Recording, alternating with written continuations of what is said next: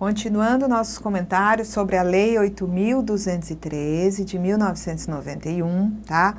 Vamos agora para o título 2 do Plano de Benefícios da Previdência Social, capítulo único, Regimes de Previdência Social. No artigo 9º da Lei 8.213 de 91, nós temos que a Previdência Social compreende o regime geral de Previdência Social e o regime facultativo complementar de Previdência Social. Isso aqui tendo em vista a nova redação do artigo 202 da Constituição Federal, nós não podemos mais aplicar, tá? E o regulamento ele já traz uma informação mais atualizada sobre quais são os regimes compreendidos no âmbito da Previdência Social. Tá? Então, o regime geral de previdência, ele garante a cobertura, regime geral, de todas as situações expressas no artigo 1º dessa lei. Então, cobertura diante dos eventos de incapacidade, tá? A questão, né, dos encargos familiares, morte, idade avançada e assim vai, exceto as de desemprego involuntário, objeto de lei específica. Então, o regime geral não é quem administra o seguro-desemprego, que é pago em virtude do desemprego involuntário. Então, seguro-desemprego é benefício previdenciário? Sim, mas ele é administrado pelo regime geral? Não, é pelo Ministério do Trabalho e Emprego, tá?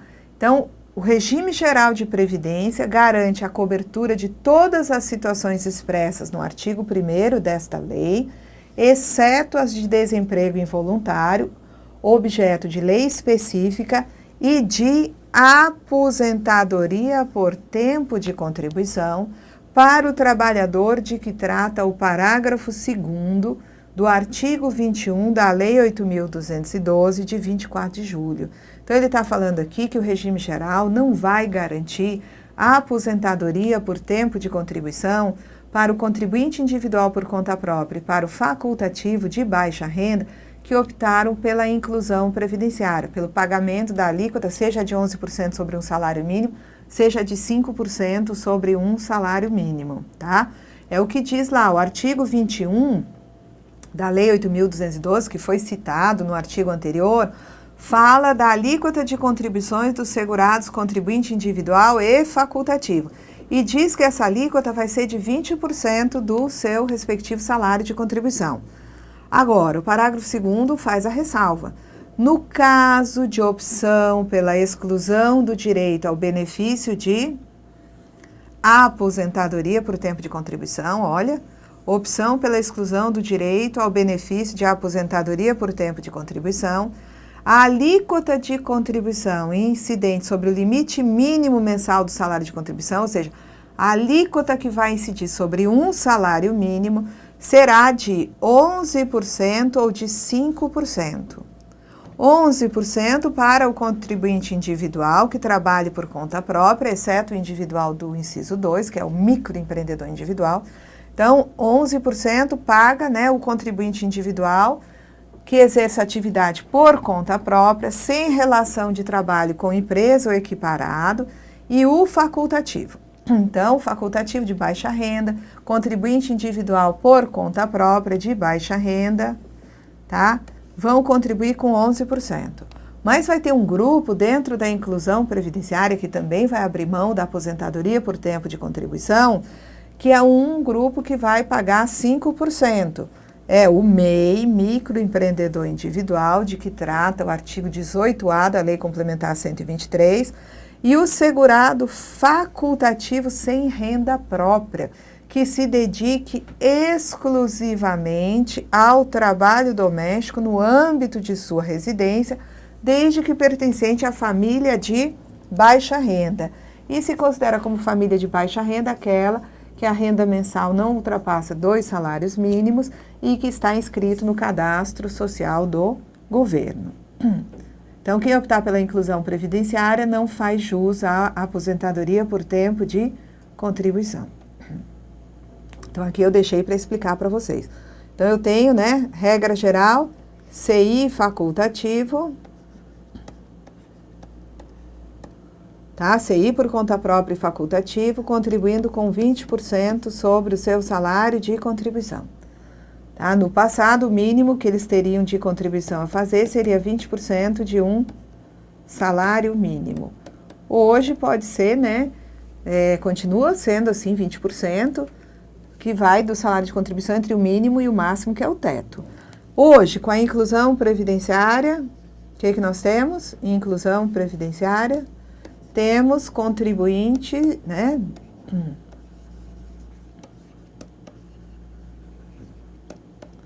Temos o CI por conta própria e o facultativo. Então, aqui ele é bem, inclusive, expresso ali, dizendo que é um CI por conta própria, que não preste serviço à empresa. Eles vão ter como pagar o quê? 11%.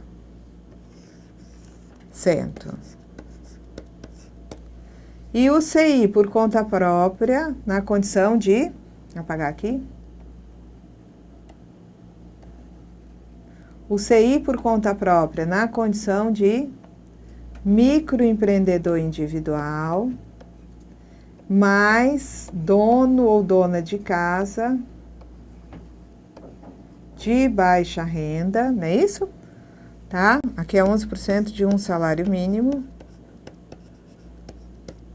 E aqui o meio, a dona de casa de baixa renda, que ela é, enquanto segurada, ela é facultativa, vão pagar 5% sobre o salário mínimo.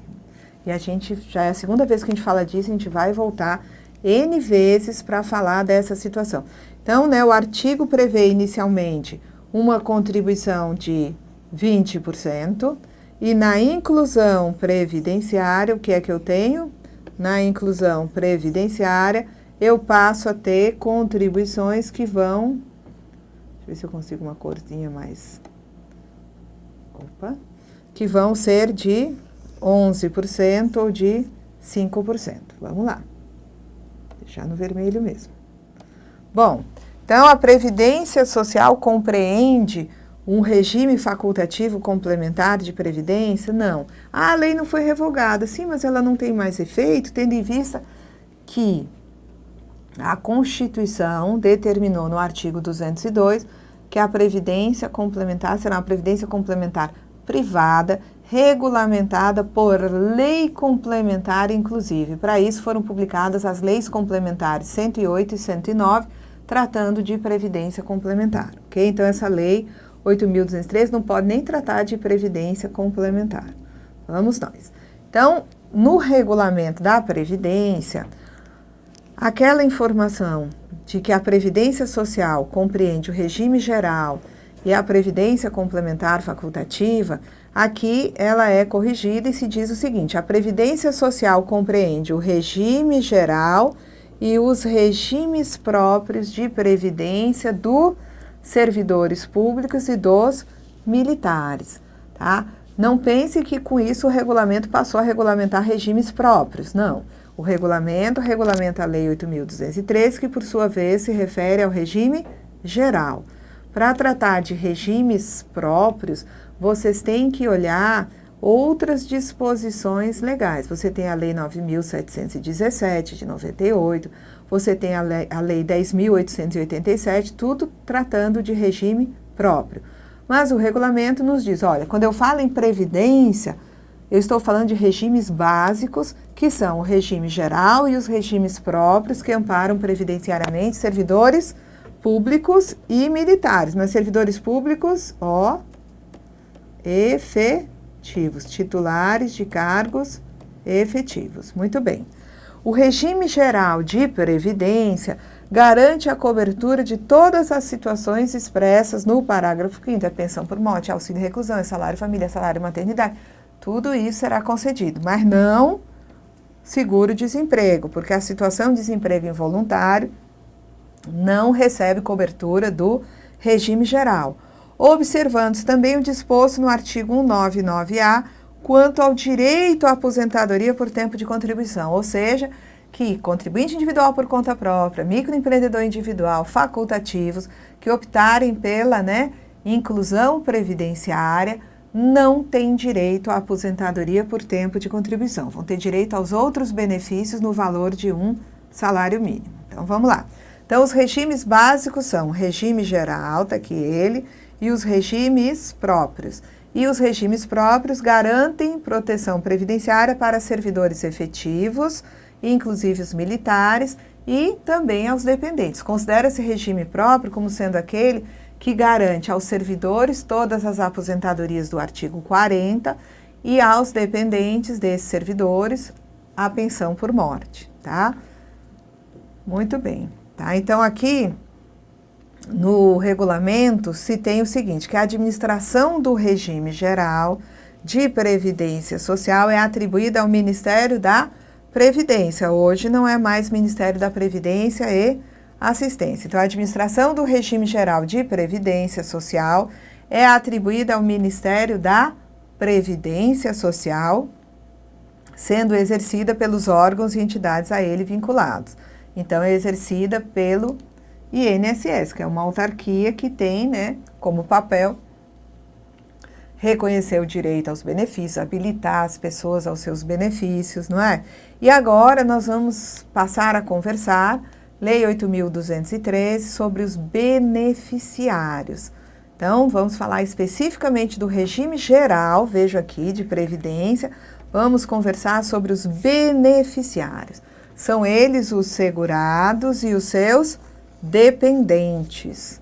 Então, beneficiários são segurados e dependentes.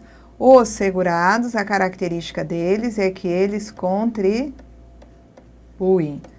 e geram direitos para eles segurados e também para os seus dependentes.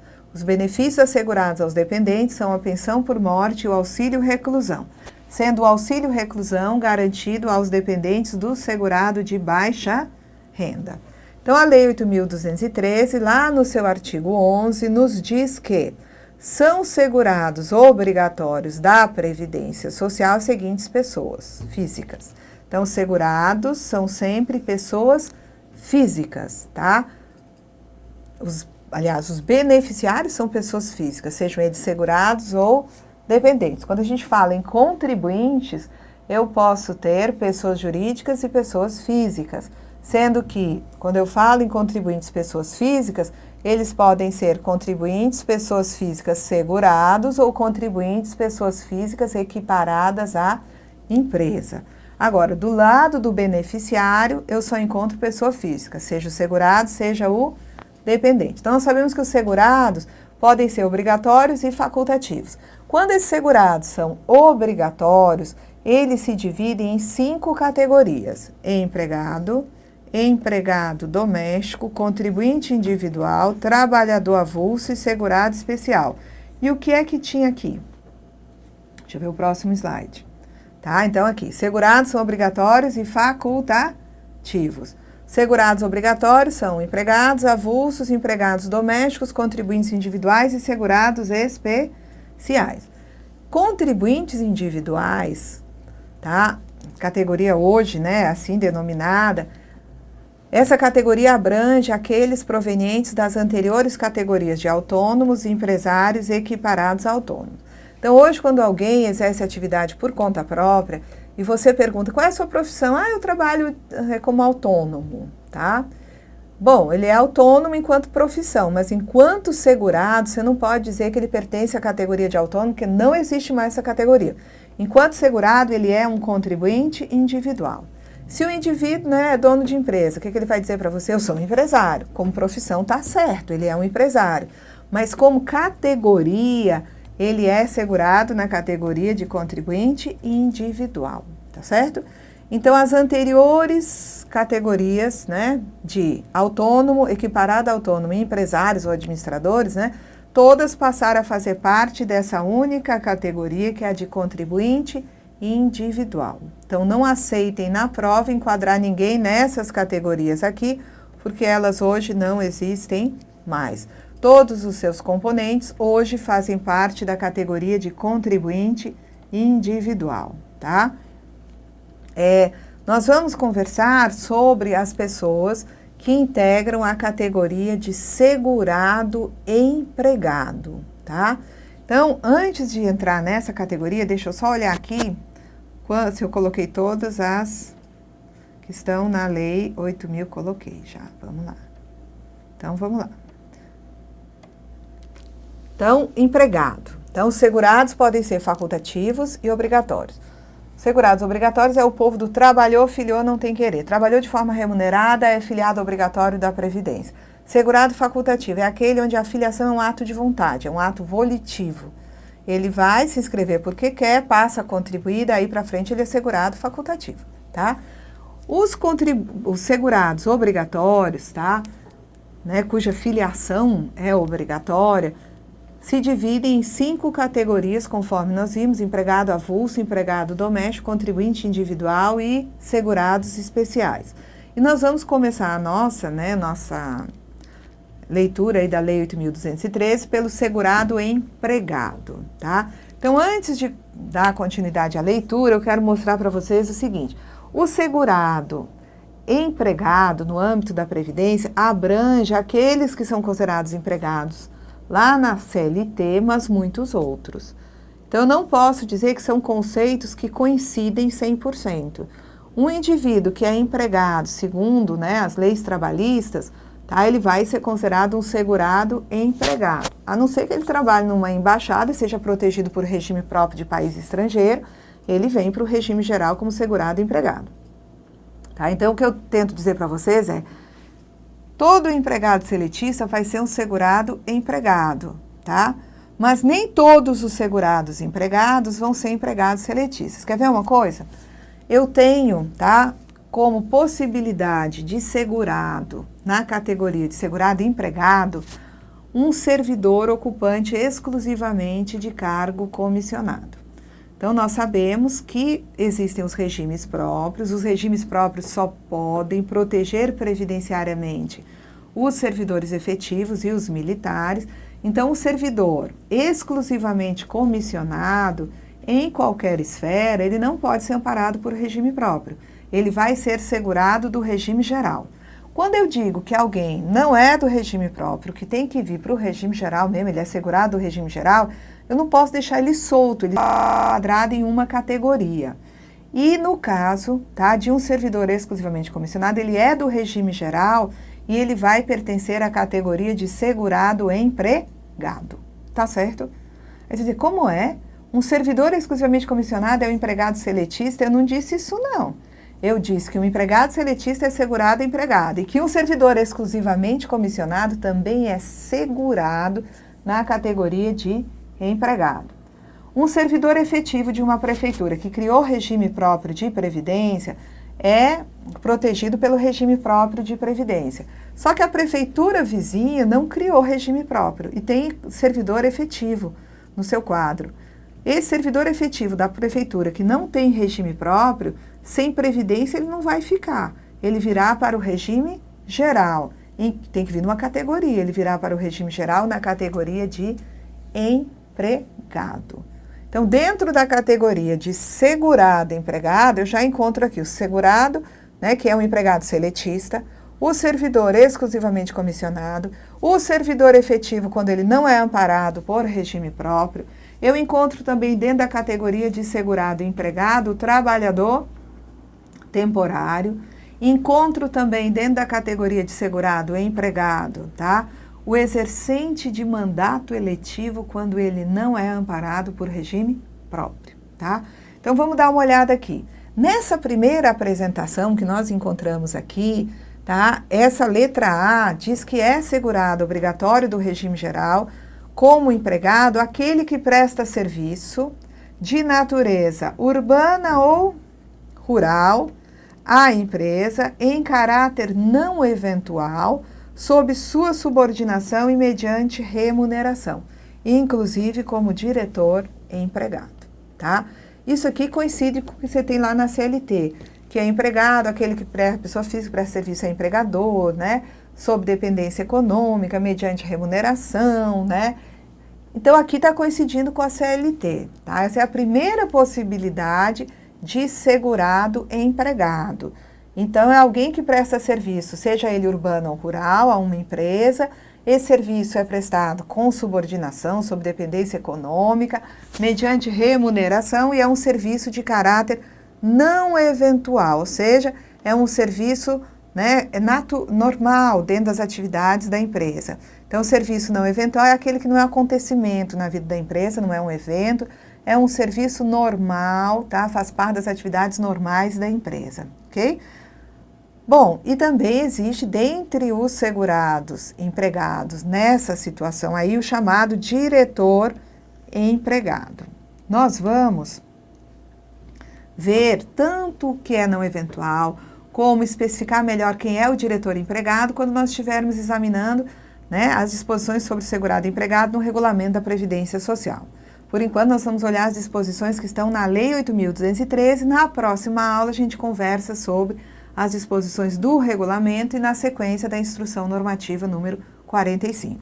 Então, também é empregado aquele que, contratado por empresa de trabalho temporário, conforme definido em legislação específica, presta serviço para atender à necessidade transitória de substituição de pessoal regular e permanente ou acréscimo extraordinário de serviço de outras empresas.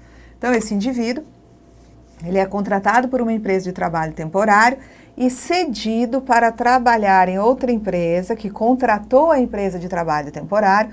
Então, o trabalhador é contratado pela empresa de trabalho temporário e é cedido para exercer atividades em outra empresa, e lá nessa outra empresa ele vai, né, atender a uma necessidade transitória de substituir pessoal regular e permanente daquela outra empresa ou acréscimo extraordinário de serviço.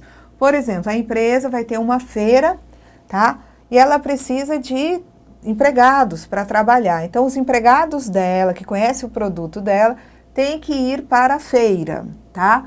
E não podem dar conta das encomendas, tá, que estão acontecendo lá na empresa. Então, tendo em vista aquele acréscimo extraordinário de serviço, essa empresa, ela firma contrato com uma empresa de trabalho temporário, a empresa de trabalho temporário contrata trabalhadores temporários e cede para a empresa contratante para que eles atendam a esse acréscimo extraordinário de serviço. Eu vou voltar a falar mais desses trabalhadores temporários. A legislação que rege, né, a prestação de serviço na forma de trabalho temporário não é a CLT, tem legislação específica e nós vamos conversar sobre ela mais adiante, tá bom? Também é segurado na categoria de empregado o brasileiro, desculpa, ou estrangeiro, domiciliado e contratado no Brasil para trabalhar como empregado em sucursal ou agência de empresa nacional no exterior. Então, o indivíduo é brasileiro, ou é estrangeiro contratado, né, domiciliado e contratado no Brasil, e ele vai trabalhar numa sucursal da empresa. A empresa no Brasil, a sucursal é no exterior, e esse indivíduo vai trabalhar na sucursal lá no exterior. Ele é segurado na categoria de empregado. O outro, da letra F, é um brasileiro ou um estrangeiro domiciliado e contratado no Brasil, que vai trabalhar como empregado numa empresa do exterior, lá no exterior a empresa. Só que essa empresa, onde ele está trabalhando lá no exterior, é uma empresa cuja maioria do capital votante pertence a uma empresa brasileira de capital nacional. Então, aqui é diferente, porque eu tenho um indivíduo que é brasileiro ou estrangeiro, domiciliado e contratado no Brasil, que vai trabalhar lá no estrangeiro, mas não é numa agência, numa sucursal de uma empresa nossa, é numa outra empresa criada sob as leis estrangeiras. Só que essa empresa lá no exterior, ela tem a seguinte característica: ela foi criada no exterior, ela funciona segundo as leis estrangeiras, mas a maioria do seu capital votante pertence a uma empresa brasileira de capital nacional. Então, aí estão, né, os nossos trabalhadores. Eu tenho um brasileiro, um estrangeiro domiciliado e contratado no Brasil, e ele vai trabalhar como empregado, mas ele vai trabalhar no exterior, tá? Então, a empresa funciona no Brasil, a matriz é no Brasil, e esse indivíduo, tá aí ele com a malinha dele, ele vai trabalhar como empregado no exterior, numa sucursal dessa empresa brasileira. O que acontece com ele? ele é segurado do regime geral na categoria de empregado. E ele está trabalhando lá fora, lá no estrangeiro, não importa. Aqui existe um princípio que a gente pode chamar que a proteção previdenciária, ela pode ser extraterritorial. Eu posso ter a nossa previdência protegendo esse indivíduo que está trabalhando na sucursal da empresa, sucursal essa situada no exterior. E o outro já é diferente. Ele é o mesmo cara, um brasileiro ou um estrangeiro domiciliado e contratado no Brasil para trabalhar como empregado no exterior, tá? Mas a diferença é que ele vai para o exterior trabalhar não é numa sucursal, não, é numa empresa constituída lá sob as leis estrangeiras, funcionando num país estrangeiro. Só que qual é a característica? Essa empresa aqui do Brasil controla a outra que está lá no estrangeiro. Então, esse moço, seja ele brasileiro, seja ele um estrangeiro domiciliado e contratado no Brasil, que está trabalhando na empresa lá no exterior, porém controlada por uma empresa nossa, tá? Vai ser considerado um segurado na categoria de empregado, tá? A próxima situação é de um indivíduo, aquele significa brasileiro ou então estrangeiro domiciliado e contratado aqui, que presta serviço no Brasil à missão diplomática ou à repartição consular de carreira estrangeira. Então, vamos dizer que seja um brasileiro que está trabalhando numa embaixada estrangeira lá na Avenida das Nações, lá em Brasília. Então, está trabalhando na embaixada, o brasileiro está trabalhando na embaixada da Espanha, ou na embaixada da Itália, ou no consulado da Itália, ou no consulado americano, o que for. Eu sei que temos aí um brasileiro ou um estrangeiro domiciliado e contratado no Brasil, trabalhando no Brasil, mas para uma embaixada estrangeira. Ou então ele trabalha, tá, para órgãos subordinados a essas embaixadas, missões diplomáticas, ou trabalha para membros das missões e repartições. Quem não me interessa aqui? Não me interessa um indivíduo que é não brasileiro, que ele não tem residência permanente. Alguém que está numa missão, que veio para fazer uma tarefa na embaixada, está trabalhando lá, isso aí não me interessa. Ele resolve a questão previdenciária com o país dele ou com o país da embaixada, tá? Então, né, o não brasileiro sem residência permanente, a Previdência não protege. A Previdência só fica de olho no estrangeiro domiciliado e contratado no Brasil, tá? Também não interessa a Previdência se tiver um empregado brasileiro dentro da embaixada recebendo proteção da Previdência estrangeira. Ele já está protegido pela Previdência do país a que pertence à embaixada, então esse daí também não tem proteção do regime geral. Mas se eu tenho um brasileiro, um estrangeiro domiciliado e contratado no Brasil, trabalhando de forma, né, permanente nessa embaixada, e eles não têm proteção do regime a que pertence essa embaixada, então eles vão ser segurados do regime geral na categoria de empregado. Então, aqui esse moço está trabalhando no Brasil, tá? Mas está trabalhando, por exemplo, numa missão diplomática estrangeira, podia ser um consulado estrangeiro, poderia ser um órgão subordinado a essa missão diplomática. Então, ele está trabalhando numa missão diplomática estrangeira no Brasil, e ele é quem? Quem é esse moço? Esse moço pode ser um brasileiro, ou então um estrangeiro domiciliado e contratado no Brasil, e está trabalhando dentro do Brasil, mas numa missão diplomática estrangeira. Aí eu pergunto para ele, ei moço, você aí tem previdência do país estrangeiro a que pertence a essa embaixada? Não, não tenho. Se ele não tiver, então ele vem para o regime geral e ele vem na categoria de segurado empregado, tá?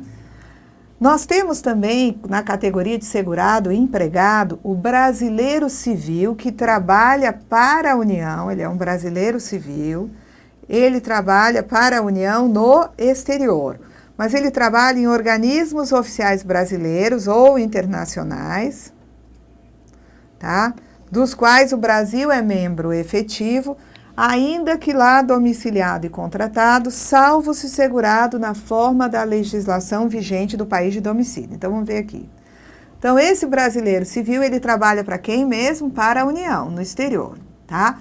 Então, ele trabalha aqui no âmbito do organismo oficial internacional, poderia ser a ONU, tá? Ele trabalha dentro do prédio da ONU, num organismo oficial internacional, mas ele trabalha, olha aqui, para a União, no âmbito de organismo oficial internacional, tá?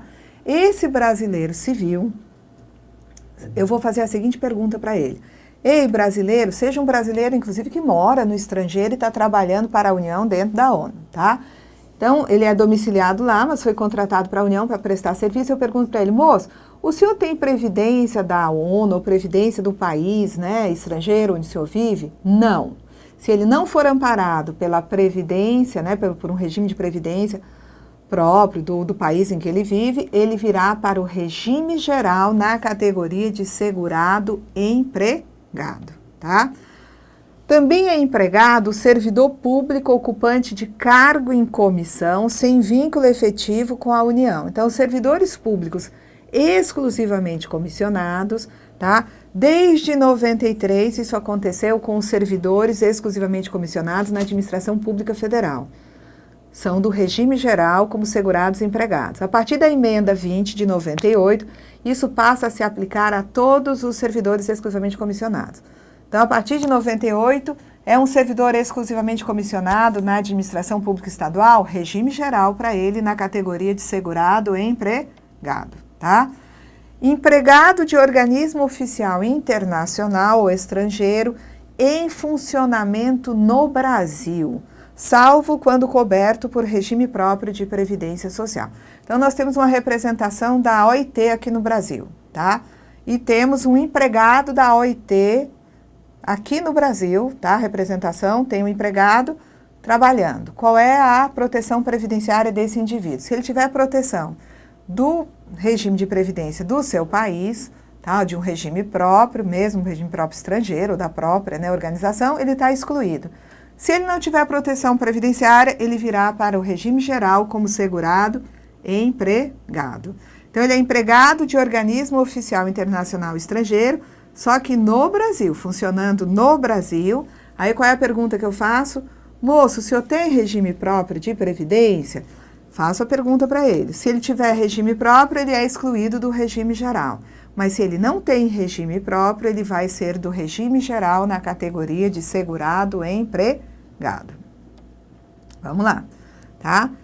Temos também como segurados na categoria de empregados o exercente de mandato eletivo federal, tá? Estadual ou municipal, quando não vinculado a regime próprio de previdência social. Nós temos duas alíneas na mesma lei falando disso. Essa daqui foi considerada inconstitucional, tá? Antes de sair a resolução, né, lá do Senado, nós já tivemos uma mudança dizendo, novamente, que o exercente de mandato eletivo em qualquer esfera, quando não amparado por regime próprio, ele é um segurado na categoria de empregado. Depois eu vou explicar para vocês o que aconteceu para ter duas alíneas tratando da mesma matéria. Para nós, o que interessa é que é exercente de mandato eletivo em qualquer esfera, não era antes um servidor amparado por regime próprio, ele será do regime geral na categoria de empregado. Então, se eu tenho um exercente de mandato eletivo, que antes de ser, né, deputado, por exemplo, ele era servidor e era um servidor com regime próprio, e ele passa a ser deputado federal, tá? Ele vai ser considerado ainda como amparado por regime próprio.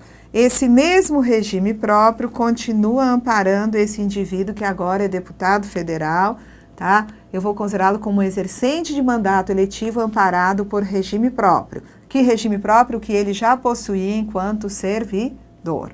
Agora, se ele é um exercente de mandato eletivo e antes ele era empregado de um banco, tá? Ou seja, ele não tinha regime próprio, ele já era do regime geral e ele é deputado federal hoje, ele aqui vai ser considerado ainda como protegido pelo regime geral, tá certo?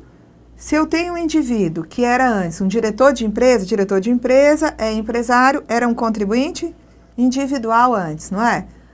Agora ele é deputado. Como deputado, ele vai ser protegido pelo regime geral. Ele não tinha regime próprio antes, só que em vez de continuar como contribuinte individual, agora, enquanto deputado federal, ele vai ser considerado um segurado na categoria de empregado, tá? Se ele era antes alguém que vivia de renda, ele não era segurado do regime geral. Hoje ele é deputado federal. Esse exercente vai ser hoje segurado do regime geral na categoria de empregado, tá? Vamos ver o que nós temos aqui. Terminamos a aula. Na próxima aula eu vou falar da categoria de segurado empregado, mas a partir do regulamento. Então eu vou deixar também essa pastinha, né, aberta, para quando a gente for explicar os dispositivos do regulamento, a gente poder voltar para essas, né, figuras para poder entender melhor a questão do enquadramento na categoria de empregado. Até lá, gente!